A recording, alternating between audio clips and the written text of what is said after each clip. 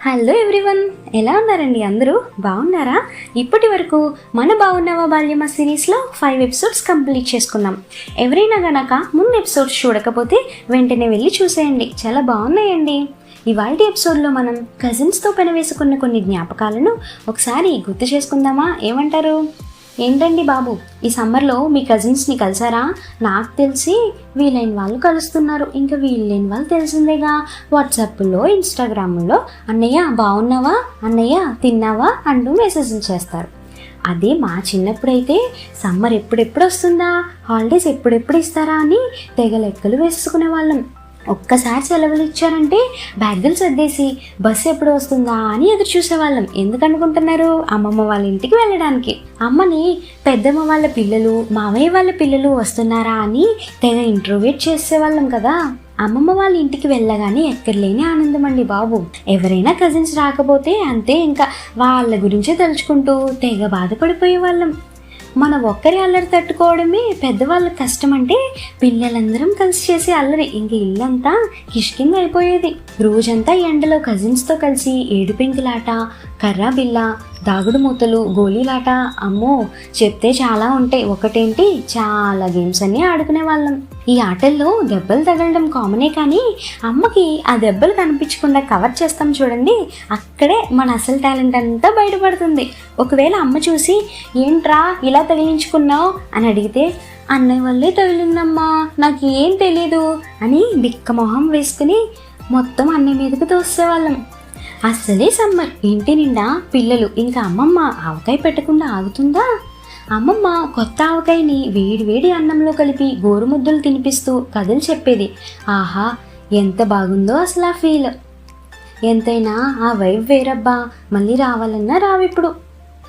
ఇంకా ఎవరికీ కనిపించకుండా కజిన్స్తో కలిసి తోటలోకి వెళ్ళి మామిడికాయలు తెంపడం, తెంపిన మామిడికాయలు కోసి ఉప్పు కారంతో నంచుకొని తినడం, ఇదంతా చెప్తుంటే నాకు నోరు ఊరిపోతుందండి బాబు. మరి మీకెలా ఉంది? మీలో ఎంతమందికి ఇలా తినడం ఇష్టమో కామెంట్ చేయడం మర్చిపోకండి. ఇప్పుడంటే మనకి ఏసీలు, కూలర్లు వచ్చాయి కాబట్టి ఇంట్లోనే పడుకుంటున్నాం, కానీ అప్పట్లో ఏసీ కాదు కదా, కూలరే లేదు. ఇంకేముంది, సాయంత్రం అవగానే దుప్పట్లన్నీ సర్దేసి మేడపైకి వెళ్ళి చక్కగా చందమామను చూస్తూ చందమామ కథలు, దెయ్యం కథలు అన్నీ చెప్పుకుని మంచిగా ఎంజాయ్ చేసేవాళ్ళం. ఇంకా టీవీలో ఏదైనా మంచి సినిమా వస్తే కజిన్స్ అందరూ కలిసి తెగ చూసేవాళ్ళం. నేనైతే నా కజిన్స్తో ఎక్కువ చూసిన సినిమా కలిసిందాం రా.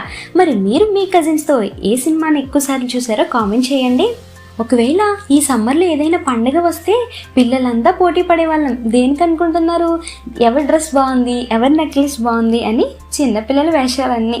ఏదేమైనా ఆ రోజులు తిరిగి రమ్మన్నా వస్తాయా ఏంటి? స్కూల్స్ ఓపెన్ చేయడానికి ఇంకా 4 రోజులు ఉన్నాయి అని అమ్మ చెప్పగానే, అదేంటి మొన్నే కదా హాలిడేస్ ఇచ్చారు, అప్పుడే అయిపోయాయా అని ఎంతో నిరాశగా ఫీల్ అయ్యేవాళ్ళం.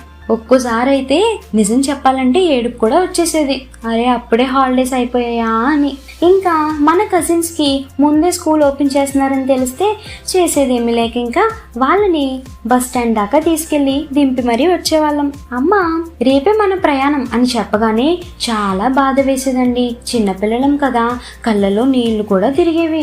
అమ్మా ఇంకా కొన్ని రోజులు ఉందామమ్మా అని చెప్తే, అమ్మ అరే మళ్ళీ మనం దసరా సెలవులకు వద్దాంరా, స్కూల్ ఎందుకు మానేయడం, పదండి వెళ్ళిపోదాం అని చెప్పేది. వెళ్ళిపోయే రోజునాడు అమ్మమ్మ, మావయ్య మన అమ్మకి తెలియకుండా మన చేతిలో పెట్టేవారు. ఏంటి పెట్టేవారంటే గుర్తురాట్లేదా? గుర్తొస్తుందిలేండి, ప్రతి ఒక్కరికి ఇలాంటి అనుభవం ఉండే ఉంటుందిగా.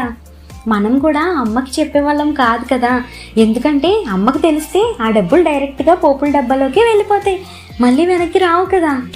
ఒకరిని విడిచి ఒకరు వెళ్ళిపోతున్నామనే బాధ చెప్పలేనిది. ఇంటికి వచ్చాక రేపటి నుంచి స్కూల్కి వెళ్ళాలని ఇంకొక పెద్ద బాధ. ఇదండి నాకు మా కజిన్స్తో ఉన్న మెమరీస్. మీ కజిన్స్తో మీరు ఏం చేసేవాళ్ళో కామెంట్ చేయండి. చెప్పడం మర్చిపోయానండి, ఈ సమ్మర్లో మీ కజిన్స్ని తప్పనిసరిగా కలవండి. వాట్సాప్లో మెసేజ్లు పెడితే పలకరింపే ఉంటుంది కానీ ప్రేమలు ఉండవండి. ఇదంతా చూస్తుంటే నాకు చిన్న డైలాగ్ గుర్తొస్తుంది, అదే మన పిల్ల జమీందార్ మూవీలో డైలాగ్. దేవుడు వస్తువులన్నీ వాడుకోవడానికి, మనుషుల్ని ప్రేమించడానికి సృష్టించాడు, కానీ మనం మాత్రం అది అర్థం చేసుకోకుండా రివర్స్లో వాటిని ఉపయోగిస్తున్నాం. అదండి ఇవాళ ఎపిసోడ్. ఇంకా మనం చైల్డ్హుడ్లో కజిన్స్తో కలిసి చాలా చిరుతిళ్ళు తిన్నాం కదా, ఆ చిరుతిళ్ళ గురించి నెక్స్ట్ ఎపిసోడ్లో చూసేద్దాం. అంతవరకు సెలవు, bye bye, love you all.